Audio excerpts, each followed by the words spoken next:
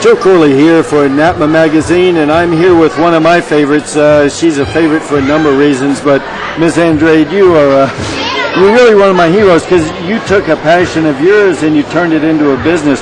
Behind us here we have her booth, the Hakama lady. Your son Nate is one of the all-time great competitors on the NASCAR circuit. Tell us a little bit about how you ended up being the Hakama lady. Well, can you guys? Yeah, okay. I started making Hakama for Nate because he's so tall I couldn't find anything that fit him. Rocky DeRico said, when Nate was 15 years ago, said that if Nate wore a Hakama when he competed, judges would take him more seriously. So we went on a quest for Hakama, and everything we found was too wide and too short. So I made his, and that evolved into making Hakama for other people in his division because what he was wearing looked different from what they were wearing. And I did it. I would go to a tournament, I would take a bunch of orders, I would deliver to the next tournament. Ken Eubanks saw you do that, and then he told you to stop and to do what? Yes, he said to be a vendor. But see, now y'all lost me as a scorekeeper, because I was a scorekeeper up until then. That's right. So that's one moral of the story is don't turn your scorekeepers into vendors, turn spectators into vendors. Yeah. Now, you have a lot of passion for the martial arts from a lot of perspectives, but you started your son Nate in martial arts at what age? 10. At 10. Now he's almost 30.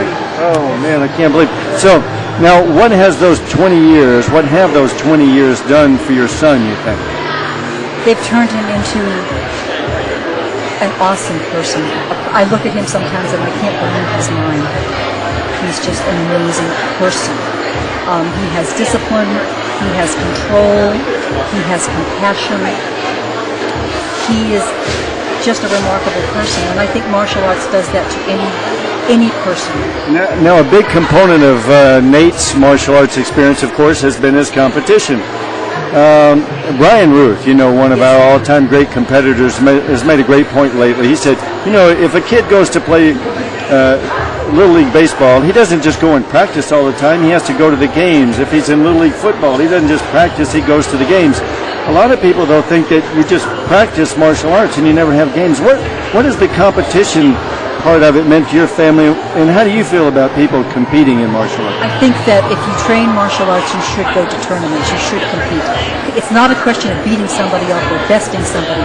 When you go to a tournament, what you see is other aspects of the same thing. It's all an art, but it's other points of view within the art. And if you don't see other points of view, you get a really, really closed-minded feel for it. You can't appreciate martial arts as a form if you only know one point of it. If you only taste chocolate, how do you know whether or not you like vanilla or pizza if all you ever do is one thing? You may not change what your style is, and I'm not saying that you should change schools or change stuff, but you should at least know that there are other things out there and what they are. And when you go to a tournament and you compete, you're not competing, you're seeing how much better you got in relation to your peer group. I just placed this time, and last time I took a fourth. They're training harder than I am, or I need to train harder. Or I placed last time and now I took a fourth. That means I'm training harder. They got to catch up to me. You motivate each other by competing against each other. It's never anything to beat. Nate's best friends are his competitors and his students. The people that have the potential to beat him on any given day are his best friends. And you develop a family, and you with people that think like you, that are like-minded. Right. If you stay in one little area, in one little school, and you never experience anything else, I think you sell yourself short.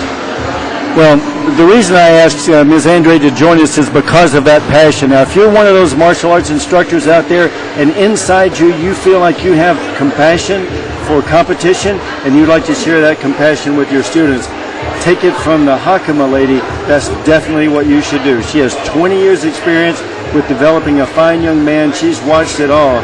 She's seen it from every point of view. And if you get a chance, go to what? HakamaLady.com and dress your students up in the finest Hakamas you can find. That's it for NAPMA Magazine.